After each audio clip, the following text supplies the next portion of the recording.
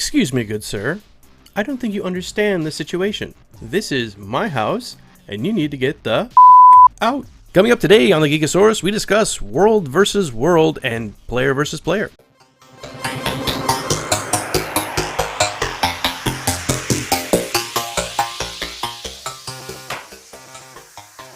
Hello again, and welcome to our Guild Wars 2 feature discussion.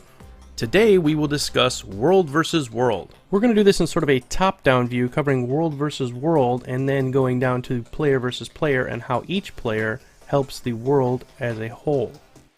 Please allow me to wax nostalgic here for a moment. In September of 1997, Ultima Online was released. Then came EverQuest, the very first true three-dimensional MMO. Following that came Dark Ages of Camelot in October of 2001.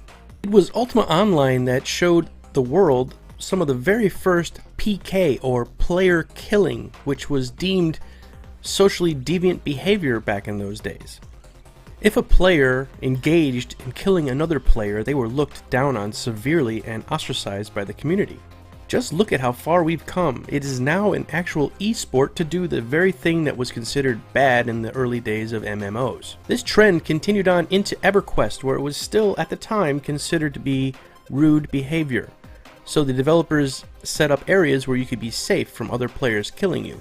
Finally, a small company named Mythic Entertainment came out with Dark Ages of Camelot, which decided that they were going to change the whole player versus player thing forever. Dark Ages of Camelot brought us realm versus realm. There were three distinct realms, each with their own sort of art style and lore, and they would fight each other in the central area, which was the RVR battlegrounds, where there would be keeps like the one shown here. You were only able to fight other players while they were in the designated realm versus realm areas and some dungeons such as Darkness Falls. Even though this was a great success, companies like Blizzard Entertainment decided to throw the whole thing out the window and go back to the days of EverQuest. Nobody has been able to catch the fire that Dark Ages of Camelot until now in Guild Wars 2.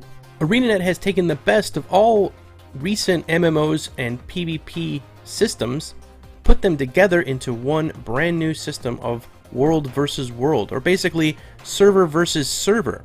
Those familiar with Major League Gaming competitions will understand what a ladder is.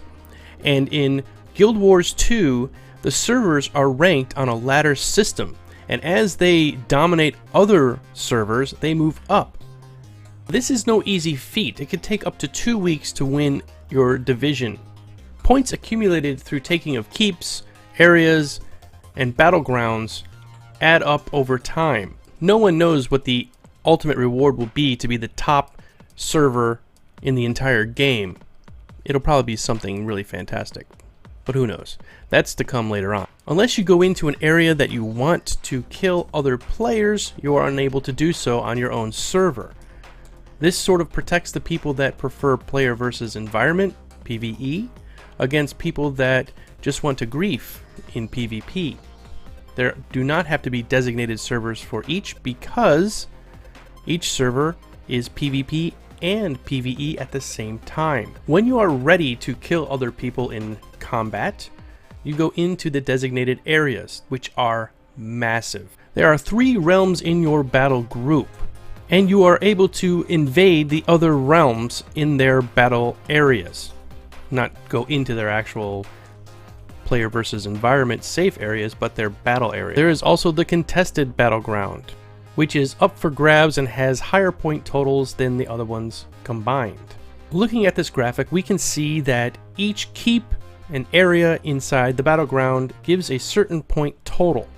If you've played other player versus player battleground type scenarios, you know that if you capture a keep in an area, you get 20 points per second until you total out to, say, 500 points, and then the battle is over. The same scenario happens here, except that after you get that keep, the points do not go away. They go towards a grand tally that will be added up over the next 2 weeks. The grand total is somewhere north of 3 million points for the 2-week period.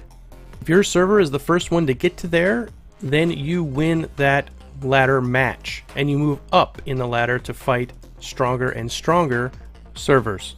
This is a fantastic system Because by moving the stronger server out of the division, the weaker servers have a chance to actually win something, much like being in bronze on StarCraft 2. The stronger server gets to test its mettle against more worthy opponents, while the weaker server does not get ganged up on. If the system was sort of stagnant and there was 3 realms versus each other and that stayed that way the entire time, one server would undoubtedly be beat down all the time, which would undoubtedly lead to people leaving that server and maybe joining the stronger server. This would over time kill the smaller and weaker server. That is not to say this won't happen eventually, and I'm kind of curious to see how ArenaNet will handle this long term. Once the winning server is shown to be uber awesome, most people would probably say, hey, I'm tired of dying and losing all the time in RVR. I want to win, so I'm going to move myself to the really awesome server, which would cause a mass influx over time to that server.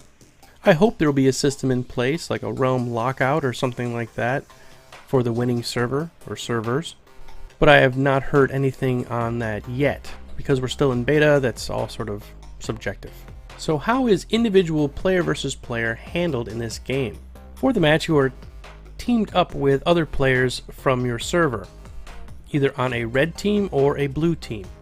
You are awarded points for taking areas and holding keeps, doing defense, very similar to, say, a Wrathy Basin or in Star Wars The Old Republic, taking one of the turrets. Or if you hold the area long enough, you get that resource. With that resource, your points start tallying up faster and faster.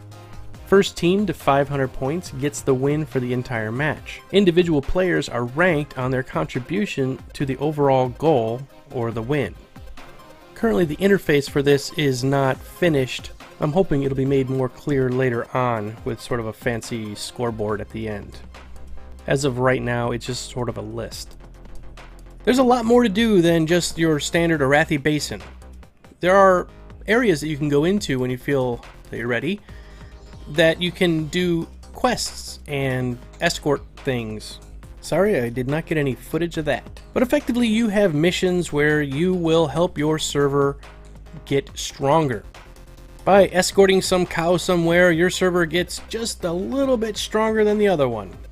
This all adds up with the battlegrounds and other world versus world objectives to get you the points you need to get up on the ladder. So there is plenty to do at max level, which has been sort of the bane of existence of all MMOs. What do you do when you get to the top? Do you raid and get better gear? Do you do PvP battlegrounds and get better gear?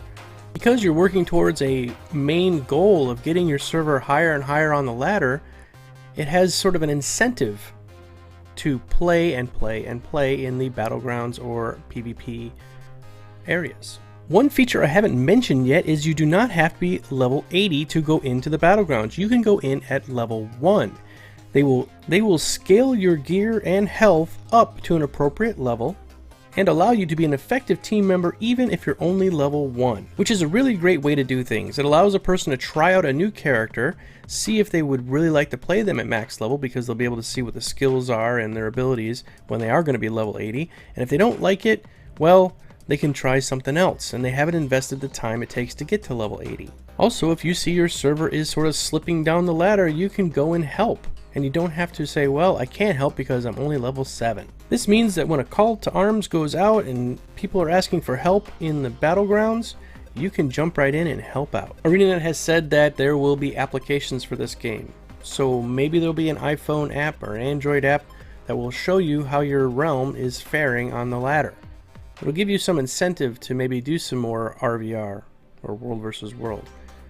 This just goes to show how much they really do care about this game as a whole system and not just a one-trick pony. Well, that about wraps it up for our overview of RVR and PvP.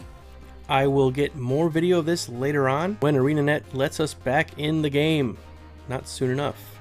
Thank you all for watching. Please subscribe to my videos. And until next time, see ya!